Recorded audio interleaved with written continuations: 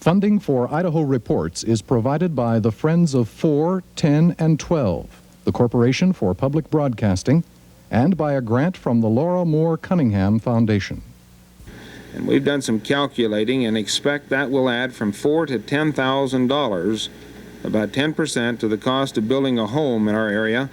Salmon River would have to raise its retail rates 8.2%, Lost River 6.6%, rural 4 to 6%, and Unity 4 to 6%.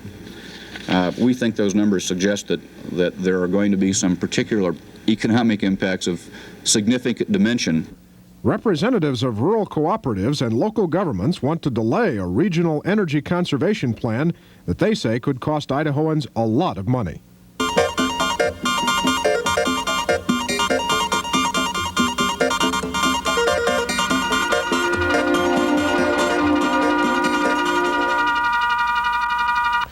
Good evening. Proposed surcharges that would penalize Northwest utilities who fail to adopt model regional conservation programs were attacked in Boise today before a hearing by the Regional Power Planning Council. That regional council, of course, with members from Oregon, Washington, Montana, and Idaho, has the option of recommending a surcharge to the Bonneville Power Administration. The BPA, the region's power marketer, would then be able to add that additional cost onto what it charges Idaho rural and municipal electric utilities. 13 Idaho rural co-ops who serve over 100,000 Idaho residents today asked for a delay in imposing the surcharge, but also said the conservation standards might be uneconomical and might be even illegal. The development of a comprehensive regional plan for energy conservation is at the heart of a regional power plan that's designed to steer the region's energy future. The conservation effort is scheduled to be in place by 1986. Well, here's some of the debate tonight about how to encourage energy conservation. It is a debate that is heard all the time across this region. We begin with a couple of comments presented by witnesses at today's Power Council hearing in Boise. State Senator Laird Ney predicted Idaho's elected officials would resist what he called the federal stick approach to conservation. It appears to me that this particular approach to energy conservation, because of a variety of aspects and circumstances, is particularly untimely and onerous. First of all, the units of Idaho local and certainly Idaho state government are highly unlikely to adopt this sort of approach, particularly with the threat of a surcharge over their heads. They would be highly unlikely to respond. In fact, this state is particularly identified, I think, with a reluctance to adopt the federal stick or the regional stick as a threat to taking any kind of action. In some instances, the state legislature has had to scrap pretty hard to even maintain the uniform electrical codes and uniform housing codes, much less adopt the sort of program which is outlined here. Idaho's two regional power council members, Bob Saxvik and Larry Mills, heard the same message from some others, including Rupert's mayor, Bill Whittam. I'm very concerned about the proposed surcharge. I, like many other people who have been here today, ask you to use the carrot and the stick approach. Give us the desire to want to conserve, and our people in Rupert will show you that they are concerned. Poke them with that stick without the carrot on it, and you'll have them down here talking to you about this in person, not Bill Whittam or Bill McClung or other representatives from our community, but you will have many of those individuals down here on your doorstep, and they will be talking to many of our local politicians to settle the issue in some other fashion. One of the men who heard that testimony about the surcharge today is Bob Saxvik. He's one of Idaho's two members on the Regional Power Planning Council. Let's start, Mr. Saxvik, with just a little background. As I said, the Regional Council adopted a regional power plan, a major part of which is a conservation element, and this is really getting down to the process of implementing the conservation, correct? That is absolutely correct. As I say to my colleagues on the council, that the fun of planning is over, and as of April '83, and the tenets of the act and the plan now are in the area of influencing the various actors, not only in resources, but this subject of conservation, which is not new.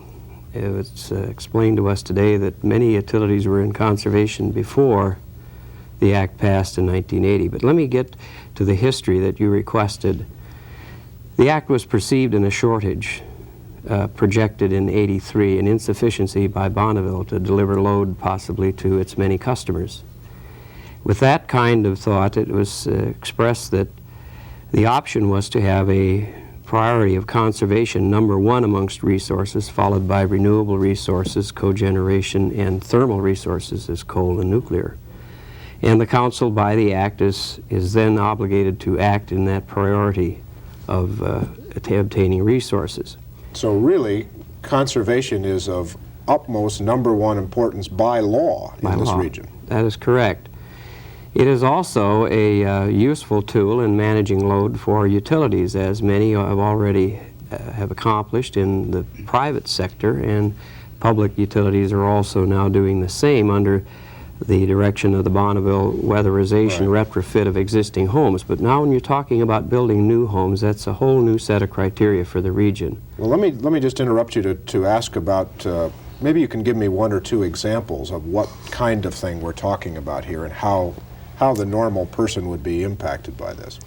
Well, what we are talking about is a set of standards that provide for certain specifications in wall insulation, ceiling, the triple glazed windows, doors that do indeed tighten the home and provide an energy saving for the home builder themselves as well as the region. Let me explain a philosophical aspect. The program is intended, and the council has made very strong statements in that it meets the cost-effective test, that it is less costly to use this form of energy, obtaining energy out of a home, as opposed to the opposite of building a more expensive coal-fired or nuclear plant.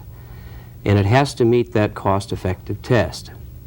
With that, we have, and Paul will probably allude to that, as we have recommended to Bonneville that they extend a certain amount of dollars within the various states to build what we call an RSDP, a home. I'm not much on initials, but these are homes built to the council's model conservation standards. The builders of the state and the other states have participated in this program, and we on the council adopted the attitude that this was to prove our figures were right. I will not get into that argument. The home builders and others are saying, and I'm stealing part of his speech, but it is key to the issue, are stating that we are testing the council standards, and do they prove to be cost-effective in the long run? Well, you're convinced they already are. Our staff is convinced, and I think we are, but we need to look at them, and I've indicated that all along with some of my fellow council members. Let me just interrupt, and I'll ask you one thing, and then we'll come back to some of these points later. Obviously, despite the arguments you make in favor of conservation, and most everyone these days agrees that it is a desirable thing, not everyone's going to do it voluntarily, and that's where the surcharge comes in. Yes, it was perceived by Congress, I'm sure, that the surcharge could be a tool in case that we were extremely short of electricity and otherwise, that there had to be a sharing of this conservation program in the region, that those that did not participate then would pay a surcharge, because those that were not participating, in theory, were putting an extra load on the administrator, forcing him to go out and buy more expensive resources than buying that conservation from that new energy home.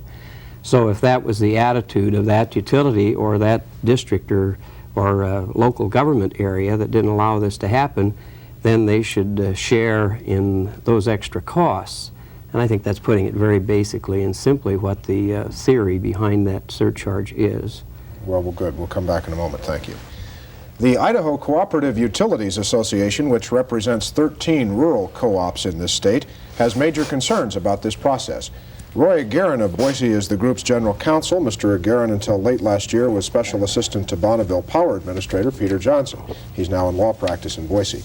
Mr. Guerin, you heard Mr. Saxvik just say how important this is. I don't think you disagree with that. I do not, Mark.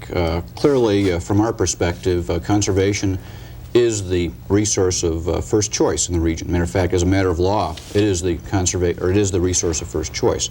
Our problems, I think, stem from two basic fundamental underlying issues. One is the economics associated with the standards. We are convinced at this point that there is still insufficient data associated with the development and testing of the standards to really show whether or not they're cost effective on a regional or even a statewide basis. Secondly, we also have some... Let me just interrupt you for a second right there. That's, Sure. Mr. Saxbeck was just saying that the council staff, and he thinks the council is convinced that the standards are cost effective, but that's one place where you disagree. That's correct. Okay. We simply think that at this point in time there's insufficient data to suggest one way or another that the standards will reap the full energy savings that they're designed to save. Okay, continue. The second fundamental issue that we're concerned about deal with issues, I guess, of policy and of law. We have been very concerned for some time about the method of implementing these standards. There are actually two ways defined to date that can be done. One would be through building codes enforced by local or state governments, and secondly through customer service policies of utilities. Basically, the customer service policy would preclude service to any new building that did not meet the standards of the council. We believe that there are significant legal problems with both those approaches, legal problems of constitutional dimension.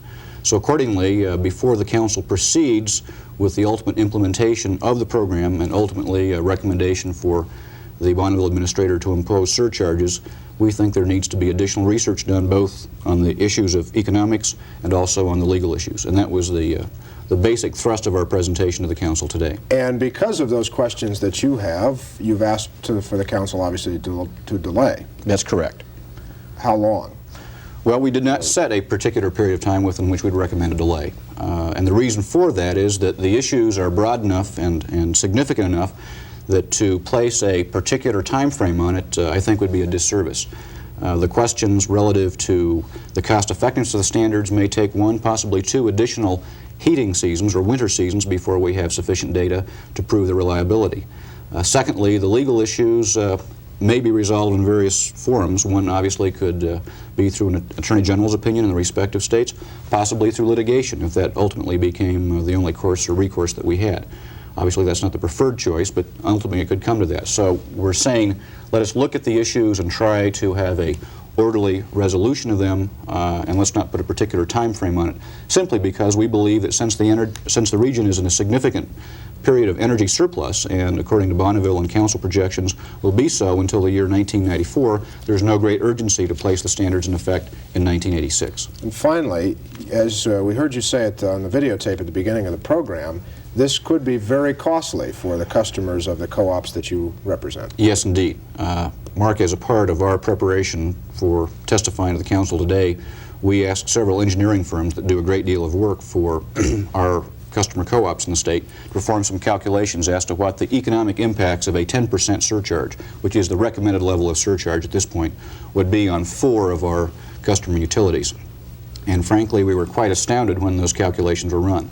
Basically, what we tried to do was project what the actual cost would be by implementation of the model conservation standards of each kilowatt hour of savings to that particular system. And the results, which we testified to before the council, were, I think, really quite enlightening. In the case of the Salmon River Electric Co-op, the additional cost for each kilowatt hour saved by imposition of the standards, or I should say the lack of imposing the standards, would be $12.36 per kilowatt hour. That's contrasted with the current wholesale power rate to that utility of about 2.2 cents off the Bonneville power system. Salmon River is located? Salmon River is located in the Chalice area. Okay. We'll come back, Mr. Aguirre. Thank you. Home builders also have big concerns about the conservation standards and how they might be implemented. For a view of that, we go to Paul Pusey. He's the executive director of the Idaho Home Builders Association. What's your beef, Mr. Pusey? Well, Mark, the builders do not oppose construction of residential facilities to appropriate energy efficient standards. We believe that any standards adopted should be demonstrated as to their cost effectiveness to the prospective home buyer. So you have the same council. question, excuse me, you have the same question Mr. Agarin just raised about whether these are really cost effective, whether they will be more costly to implement than they will in terms of what they'll save. That's correct. And through the Department of Water Resources in the state of Idaho, the residential demonstration program was initiated. We have only had one construction season in which to build the number of homes that were set in the goal of the 600 in the Northwest states. There were 115 homes proposed for Idaho.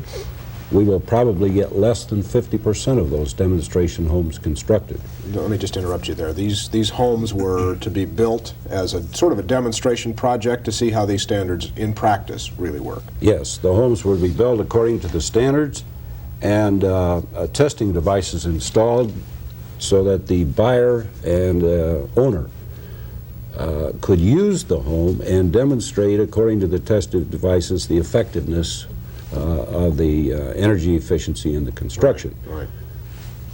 We have 3 climate areas in the state. We do not have enough demonstration homes in those 3 climate areas as yet under contract.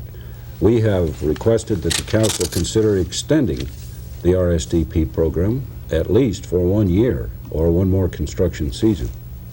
Okay, let me ask you, you heard Mayor Whittam from Rupert on the videotape at the beginning of the show say that he calculates in his area that it could cost between $4,000 and $10,000 per home to implement these standards. Is that in the ballpark? The original demonstration home, the first home constructed in Idaho, ran approximately $5,000 over the type of home that builder would have constructed, even to energy efficient standards. Part of that has to go into the mechanical installations and the matchup of those installations in that first home. These are first problems. They are certainly going to be overcome in the construction of subsequent homes. But what you're saying is that there will be, in your view, potentially a significant cost associated with this. This is why we have taken the position with regard to the standards. Let's prove whether they're cost effective before we adopt them at the local government level. Because once standards get into building codes, they seem to be cast in stone, and they're very difficult to be removed. Let me just ask you quickly, and then we'll move along. Aren't builders doing most of these things as a practical matter anyway? We've had, over the last 10 years or so, a lot of attention played to conservation. Aren't builders doing a lot of these things anyway? We have many builders in the state who are very energy conscious, and we have more consumer awareness about energy and its value to them in their homes. There is very little difference between what many of our builders are building at this level and the standards themselves. It's that extra jump where the builders question whether or not these standards are cost effective. We'll come back, sir. Thank you. Finally now, let's hear the view of the Bonneville Power Administration and how it's looking at this process. For that, we go to Fred Rettenman. He's BPA's regional representative based in Boise. Once this decision is made by Mr. Saksvik and his colleagues, what does BPA do, Mr. Rettenman?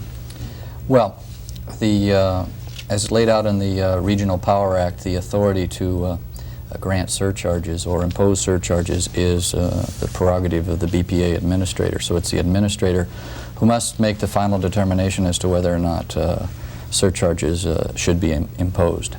But obviously the administrator will listen to Mr. Saksvik and his colleagues in a way that he might not listen to just any 8 other people in the region, right? Well, that's true.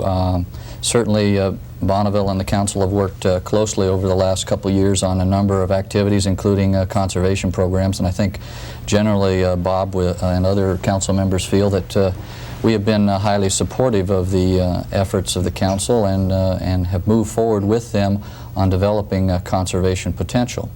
One of the things that I think we at Bonneville feel is quite necessary as we move forward on this is to keep in mind that we need to recognize the marketplace out there and the realities that are going on in the real world and take those into consideration as we move forward with this. I may add, I've been informed that Senator McClure has been in contact with and advised the BPA administrator, Peter Johnson, who is a fellow Idahoan, that one of the underlying concepts of the Regional Power Act, under which the council is proceeding under, and Bonneville as well, is that to the greatest extent possible, actions need to be taken on a voluntary, incentive-based approach, and we, of course, are going to give that, extensive consideration as we move forward in our process. Obviously, a surcharge would not be a voluntary incentive basis. Correct. Okay. Would one of those other realities of the real world that you mentioned be the fact that, as Mr. Agarin said, the region is in an energy surplus at the moment? Well, that certainly plays into this, but we are fully supportive of sound, cost-effective building standards for new homes. Even in a period of surplus, the homes are going to be in place for a long period of time, probably much longer than the near-term surplus period. So it's not really a question of the near term and being in surplus. We understand that, but we're making a long-term investment. It's how you really get there, and one of the things that needs to be given considerable consideration is, are there alternatives where we can, through a program we have called Super Good Sense, which is basically an information program to advise the home builders and the consumers of the advisability, the cost effectiveness for them to make those additional investments in energy conservation measures. Would that not be also a way to at least do as much as we can under that type of effort as well? Before going to the extreme of adding 10% or whatever it might be onto people's power bills? Well, I can't really speak to whether or not the Bonneville administrator will wait to see whether those actions, what has happened there. We are going through right now a public process. But that would be an alternative, potentially an alternative to imposing a surcharge. Certainly, like that's an alternative for the council and their recommendation to Bonneville. Certainly, it will be something that the BPA administrator will have to consider as we get public comments this fall on proceeding with implementation of any policy regarding surcharges. Well, let's open it up on that point, and I invite any of you gentlemen to get back in. Mr. Saxvik? Let me bat cleanup. These are very good points brought out by all my colleagues, but I want to use a very simple little advertising slogan that you've all seen on TV, and many of our people out there have, is about the guy who holds up the old oil filter and says, you can pay me now or you can pay me later. And that's the essence of this program. You can drive the region should and we're all hopeful and very positive about new growth. We went through some salad days in the 70s. We may wait till the 90s to do it again. But the object of growth, high growth in the region, with our hydro system pretty well extended to its limits, which has provided us with this beautiful, cheap power all these years, is disappearing. People better wake up to that. And all we're talking about in conservation is alternate methods to avoid those high impact costs of building those extremely expensive. The Council is not anti-nuclear, it is not anti-coal, it is not anti-anything in resources. It has laid out a pretty extensive resource plan in all those areas. Well, it seems to me, let me just, we have, I think, three major points here that maybe we should try to get back to. One being, well, let's start with Mr. Rettenman's last point about maybe there are some alternatives that could be considered separate from a surcharge, some way to sort of positively say to people, these are things you could do. I'm glad you asked, because that is in the plan's language. Or similar alternative methods to provide the same like savings as is stated in there. And that does, in essence, put some the onus on the utilities and the local governments in this case and the builders to come up with some other thoughtful plans. And some of those are being discussed. One of them is good sense. Well, Mr. Agarin, how about that? Should the onus be placed back on these utilities to come forward with some alternative ways of doing Before this other than a that, surcharge? I recognize the inability of some small, highly irrigation load utilities to be that innovative because of their small numbers and lack of staff. Right. I want to qualify that. But that doesn't say the city of Tacoma or Boise or any other place can do it. Mark, I think utilities have a very significant obligation in providing conservation. That's a part of their obligation as a utility, and I think we all recognize that. And by far the vast majority of Idaho's cooperative utilities have vigorously engaged in conservation programs as offered by the Bonneville Power Administration. I think what we're dealing with here at the basic fundamental philosophical level is what type of program works best. And our basic approach from a philosophical standpoint is the marketplace should be sending signals and making determinations as to what people should be doing, as opposed to a regulatory or a penal type program which has been suggested here. And that perhaps even gets to one of the fundamental legal issues that we're very concerned about. The Regional Act in its entirety For the most part, as Mr. Rettman has suggested, that Senator McClure has stated in the past, provides incentives for people to do things. The one aspect that's different is the area of model conservation standards, and in particular the surcharge. It is regulatory in nature, and that causes people a great deal of concern from not only the economic standpoint, but also, as I say, from a policy standpoint. The question becomes, should the council and the Bonneville Power Administrator, through federal law, be telling local and state governments what they should or should not be doing in this area?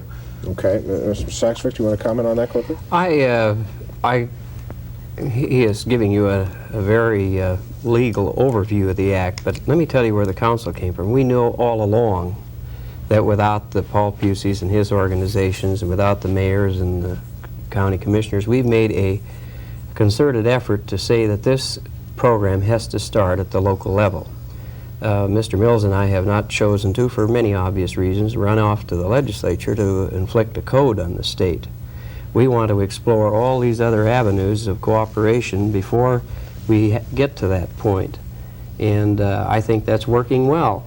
And the hearing today indicates to me that there is interest. One thing in defense of the codes... I'm afraid I'm going to have to interrupt you because we really are running out of time. I want to make one more point.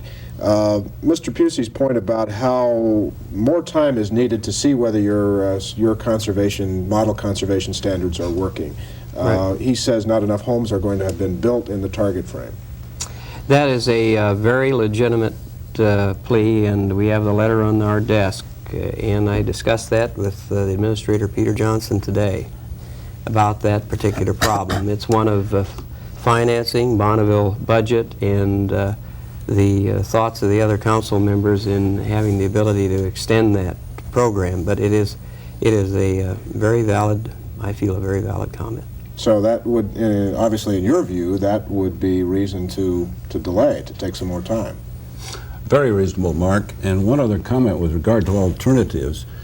Through the Shelter Industry Coalition in Idaho, we are attempting to get voluntary adoption of a uniform energy performance rating system to be adopted throughout the state on a voluntary basis.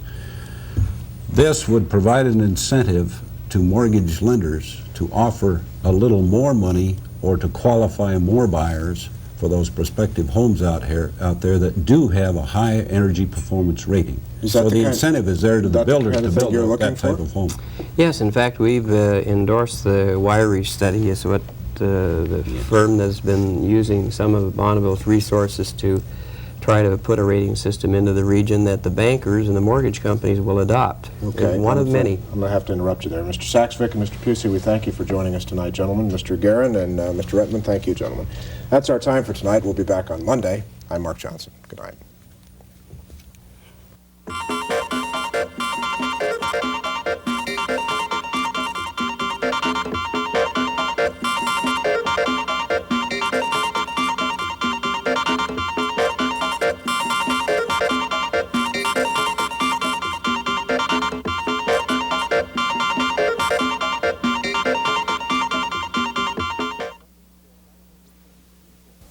Funding for Idaho Reports is provided by the Friends of 4, 10, and 12, the Corporation for Public Broadcasting, and by a grant from the Laura Moore Cunningham Foundation.